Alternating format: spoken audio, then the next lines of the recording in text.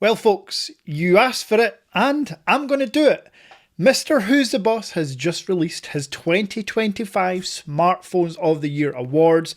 I'm going to watch it for the first time just like I did MKBHD, and I don't know what to expect, but I should caveat this with a slight bias. Aaron, Mrwhosetheboss, has been and continues to remain my favourite YouTube tech reviewer for lots of reasons, like using different phones from around the world. He actually uses them, but also his like top 10 fail videos, his scam videos, and all the other different content he does. The other thing that I aspire to have is a team like his. So this will be open, honest, live like MKBHD's, but I expect his awards to be more varied than Apple and Samsung. So, without further ado, let's go.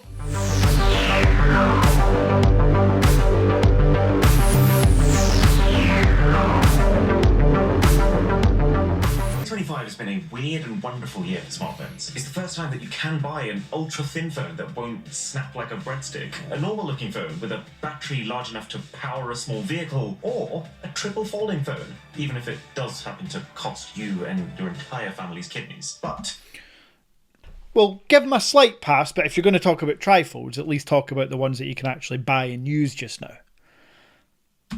which ones should people buy? Welcome to the heavily revamped Best Smartphones of the Year, starting with the Glow Up Award, the most improved phone from last year. And I'd say there are two, and only two, obvious contenders here. So, Samsung's Galaxy Z Fold 7 feels like a massive change, simply because of how much... So, his Glow Up, his most improved, has started strong because I will have a most improved category, and I can confirm that in terms of most improved, which is over last year's variant, the Z Fold 7 is a massive improvement in a lot of ways over the Z Fold 6. Much slimmer and lighter it is than the Z Fold 6, while also bumping up pretty much all of its specs at the same time. This one generation is more than the difference in thickness between the last 4 generations of Samsung Folds put together. And then the one that, beginning of this year, I would have predicted to be the last phone to be sitting in this category, the iPhone. Not the 17 Pro, not the Pro Max, but the base iPhone 17. I distinctly remember casually strolling in... Again, he's not wrong. His category is called Glow Up, most improved. When you think of this year's base iPhone, it's now got better cameras, better battery, and what's the other thing? Oh yeah, 120Hz Pro Motion display. Now, yes, it should have had it years ago, but over last year's variant, I concur. In my most improved category, with my awards that you'll catch on Sunday, these two phones do get mentioned. Kit in its price segment to probably the strongest, and even doubled the base storage of the phone without touching the price. It's enough improvements that ultimately, I'm going to give the Glow Up Award to the iPhone. There's never been such a sudden... Again, no arguments there. This is right. Most improved Glow Up over last year's version. Hard to disagree with iPhone. I may have a couple of other contenders though. Onto something new this year, the Outside the Box Award. A phone that has some kind of unique trait, but that actually makes it better. So for me, the smartphone that ended up impressing me the most with its uniqueness is Samsung's Galaxy Z Trifold. I went in... This is so hard. I guess it has been released in December of 2025 in South Korea. Most out of the box award. It's not really thinking outside the box though. It's just copying what Huawei have done, but doing it in a worse way. I'm not mad at it. I just right now it feels like he's trying to shoehorn Samsung in here. But let's continue. Okay, I mentioned earlier that 2025 has been the year of normal-looking phones that just seem to have limitless endurance. But which is the best of these unkillable devices. Mind you, that doesn't mean which phone has someone just stuffed the biggest battery cell into. Optimization matters, charging speed matters, and most of all, is this still a phone that I would recommend buying outside of its killer battery? So I want to hear him mention OnePlus 15, Oppo X9 Pro for sure, Nubia Z80 Ultra or Red Magic 11 Pro. I want to hear those be mentioned in battery category.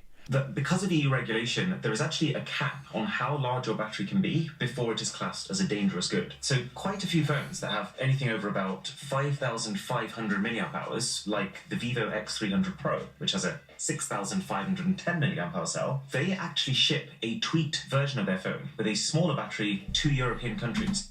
Average Dad Tech Store ships the Vivo full Buna battery.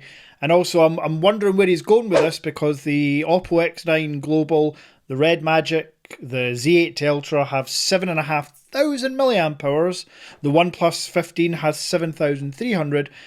Not dangerous goods, no extra taxes for the end users.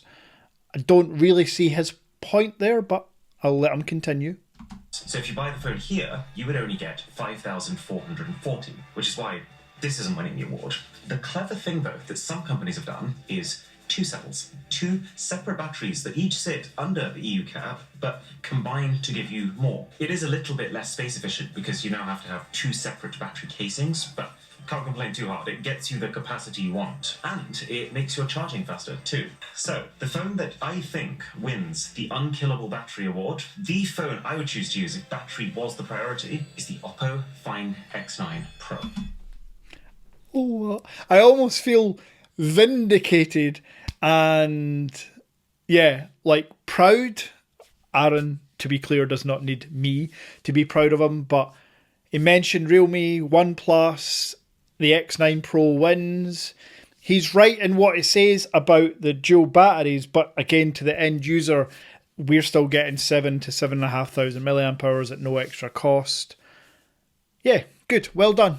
Oppo Find X9 Pro, best battery. That would be my winner too. What's particularly interesting is when we talk about the Filmmaker's Choice Award. Exactly what it sounds like. It's the best camera, but with one clarification. Filmmaker's Choice. Again, a really unique award. Well done, Aaron. I think I know where he's going to go with it. I think he's going to go with the iPhone 17 Pro Max. And ProRes, log. It's hard to disagree, and I'm not against giving Apple awards, absolutely not. Off the top of my head, the Filmmaker's Choice, probably would be the iPhone 17 Pro Max for me. But I won't have a Filmmaker's Choice category. I believe I'll have a overall cameras, which includes video, photo, portraits, styles, camera app. But yeah, Filmmaker, which to me sounds like video, iPhone. This award also factors in the camera experience. Does the battery let you shoot for a long time? Is the screen bright enough so you can see outdoors? Is the camera app really polished and intuitive to use? So instead of thinking this is just best photos, best videos, think of it as which phone would I actually want to use to take those photos and videos. So let's get one thing out of the way. It is not the iPhone 17 Pro. It is not the Samsung Galaxy S25 Ultra. We're at a point in the smartphone market. So he's right. So his Filmmaker's Choice is titled incorrectly, in my opinion, because it's not just for filmmakers. Film is video, but for photos and stuff. Good. Now we can start to talk about the Huawei Pura 80 Ultra, the Huawei Mate 80 RS or Pro Max, the Vivo X300 Pro, the Oppo X9 Pro. I still do think the iPhone 17 Pro Max does and will get a mention in my camera category. But yeah, I'm glad he's clarified, although Filmmaker's Choice is not the right title. Where to actually take these cameras to the next level, one must pay the toll. Did it work? Is it nice and scary? You'd have to make your camera sensors wider. And then for those wider sensors to work, you'd also have to make them deeper, potentially making your phone top heavy, cutting into the battery, or God forbid, turning your design into this. So for companies like Apple and Samsung, who are not trying to sell millions, they're trying to sell tens of millions of their flagships, they are going to be... The fact that he's holding the Pura 80 Ultra Global, again, there are levels to being a tech reviewer. Aaron is here when it comes to phone tech reviews. Marquez is down here. No hate at Marquez, but Aaron is honest. Mr. Who's the Boss channel, they use the phones. Thank God we're seeing a Huawei in one of these videos. Actual winner, which is the Vivo X300 Pro. A phone that I would actually say... So, hallelujah. Again, vindication. I know what I'm talking about because Mr. Who's the Boss knows what he's talking about. Cast your mind back to my MKBHD's video where he talked about the Vivo X300 Pro for about 5 seconds, and his point was that the bokehs off portraits aren't always great. Never anywhere have I seen that feedback about a Vivo. Impressive, sustained gaming experience, earning the Pocket Console Award. And I want to stress here, the vast... Pocket Console Award, so this is gaming phone. I mean, strict gaming phones in 2025. Asus are now gone, ROG phone. So we've got Red Magic 11 Pro. And as I've mentioned before, I still need to make that video, but I think the OnePlus 15 is probably the best gaming phone, even though it's not a gaming phone, because you get good cameras, you get huge battery, you get Oxygen OS software, which is better than Red Magic. So gaming phone, OnePlus 15 would be my choice. The best phone for gaming. Yeah. And so Red Magic 11 Pro, I talked about before. If it's strict gaming, okay, it's huge battery. In fact, the same 7,500, and or is it 7,000? The Red Magic. It's got a big battery anyway. But yeah, liquid cooling looks cool, and for hardcore gamers, maybe helps with performance. Maybe. I do think the vapor chamber in the OnePlus 15 is, yeah, just as efficient.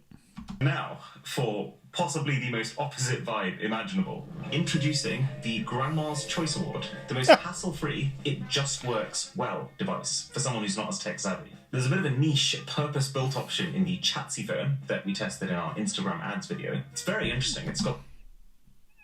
Again, Mr. Who's the Boss, the channel, they do stuff like this, and this is why I love it, because it's this, they're outside the box. The Grandma's Choice Award is such a great idea, but my grandmas I know, they ain't using Android. It's an iPhone, I think 11 or 10R or something, so Grandma's Choice has to be iPhone, surely? I would say, by a fairly healthy margin, it's actually the Google Pixel 9a. It's Okay. a smaller phone, but... Google Pixel 9a Grandma's Choice Award. Yeah, not mad at that. It is a super easy phone to use because it's stock Android. It looks and feels the most like an iPhone, and yeah, you can't really go wrong. Right, let's skip past this and see what award is next. I take no pleasure in awarding. Who am I kidding? It's like my favourite category. The Why Does This Exist award for Why Does This Exist award? the most disappointing or confusing launch this year. And there's only one runner-up, the Nothing Phone 3. I would say Nothing's budget and mid-range phones have been, well, nothing short of category-defining devices. In that same cupboard, I have a Nothing Phone 3, and I 100% agree with Aaron. Why does it exist? I'm actually trying to sell it. I've tried to sell it a couple of times. For a £900 phone or whatever it is now, I think I was asking for like 600. Can't get rid of it. Flagship, though, which they waited 3 full years before making, was just very similar, but with a spec bump. And then to make it actually just a bad phone. As for who wins then, or loses, you know what? No, it's an achievement. Let's go with wins. I want to hand it to both of these phones, the two-dimensional twins of 2025, Samsung. Boom. Aaron, not afraid to tell Samsung and Apple, why does your phones exist? Now, in fairness, I don't agree. These phones should exist. These phones are pushing somewhat pushing boundaries anyway. Yes, the specs have taken a bump on these phones, but in about a week I'll have a review out of the Huawei Mate 70 Air. As thin as these phones, but with a far bigger battery. Like, I think it's like 6,000 milliamp hours. So yeah, and the cameras are really good too. So yeah, you can do a thin phone right. But I like what he's doing here. Not afraid to call Apple and Samsung out on, especially Apple, a single camera on a £1,000 phone. Come on. Okay, so the next award is the Protect Your Wallet Award. $100, but get the most smartphone possible. Well, as with every other year. For me, it's probably going to go, it's Protect Your Wallet. So this seems to be the cheapest. For me, it's something like the Poco F8 Pro. Here before, Poco is waiting for us Look with at that. open arms. I gotta say, their X7 Pro, excuse my extremely bright Avengers edition over here, this thing is the most appealing that a Poco... See what I mean? He just knows. Him and his team have their finger on the pulse. Now, that's not because they agree with me, but I think I've got my finger on the pulse. Very much so. Nobody reviews or owns or has more phones than me in a single calendar year. So I know what I'm talking about. And Poco, thank you, hallelujah, are smashing it. But let's see what he gives the award to. I would side very slightly with the CMF Phone 2 Pro by nothing. You are getting a bit less hardware, but it's cheaper at $250 and it's got that nothing level of polish that makes it... See the difference? Best value is not what Aaron's calling this, because it doesn't offer the best value. But in terms of cheapest phone with a lot of specs, this is where the CMF phone fits in. The overachiever award, though, goes to the mid-range phone that gives you far more than you expected. Enough to... Right, the overachiever award, that is such a great title. Maybe I'll just steal that title for mine, because the overachiever, I will hear nothing else but this. The overachiever is the Poco F8 Ultra. This category is made for that. But even with its screwdriver, it's not the winner. I'm giving that award to the Poco F8 Ultra. Fucking boom! Yes! Fuck! Oh, excuse my French. Do you see my point I was trying to make in my Marquez reaction video? Do you see the point? Trolls, you're not going to see the point. But the 97% of other people watching and commenting, absolute vindication. Absolute vindication. Because it's not biased. It's not being guided by manufacturers. He doesn't give a shit if he's going to annoy people at Samsung or Apple. He's just speaking truth. If Apple made the best camera phone, or if Apple made the best pocket-friendly or overachiever phone, I would give them it. He would give them it. But they just don't. Yes! A phone that has not just surpassed my expectations, it has walked in, it has slapped the... Now I'm really, really scared after all this stuff and all this praise and vindication. If he gives the iPhone the phone of the year, I might cry. iPhone 17 Pro and Pro Max. I love the focus on battery, and I would actually say the improved signal has been one of the most impactful upgrades for me in the last 5 years. The 17 Pro Max is the best iPhone I've ever owned, bar none. Massive improvement. I love the design. The performance is phenomenal. The cameras are great. But it's not the phone of the year. But it's also not this, because Siri, and to be honest, iOS in general, just feels like it's lagging behind. Xiaomi's 17 Pro Max is also fascinating. It's just, for me, I wouldn't deprioritize the cameras like this to prioritize a second display. I absolutely love the Vivo X300 Pro, as you've seen, and it is... The way he's talking, he might just be picking the same phone as me. Aaron, or anyone on your team, or anyone that knows him, it is my goal, my dream, my mission in life to meet this man and shake his hand. so close to perfect. It's just slightly lacking in the battery Oppo X9 Pro. department to be called winner, which means overall smartphone of the year is going to its very similar cousin that isn't. Yes!